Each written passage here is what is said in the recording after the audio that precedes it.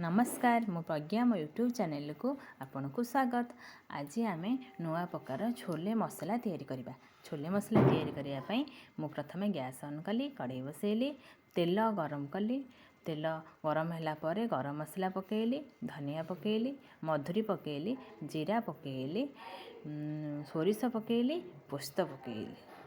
आकु आमे सुखिला लंका टिके पकेबा, ताकू आमे भाजीबा किछि समय सीम रे भाजीबा।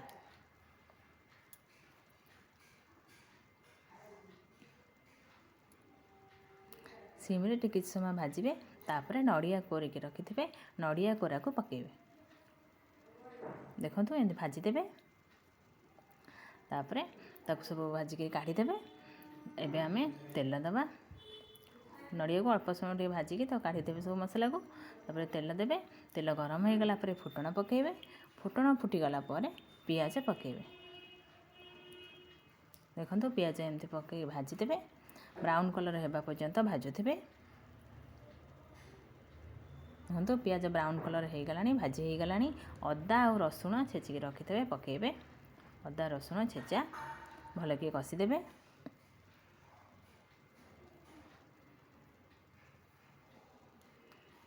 टिके कसी हो आसिले तार कंचा अंश पड़ेले तापर टमाटो पकेबे।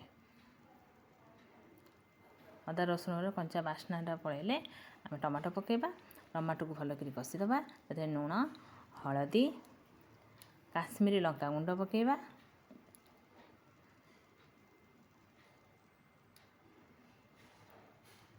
एबे आको हम भल करी कसी दबा।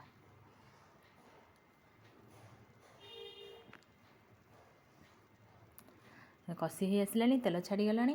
एबे छोले जो सिझा रखिला ताको पके दबा। ताको एमती कसी देबे।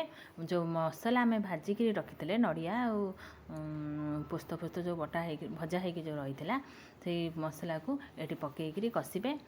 मसला तो भजा हो तो अल्प समय कषा होला, पानी टिके देदेबे, पानी अल्प देबे कहीं यहाँ कषा हम झोल रही।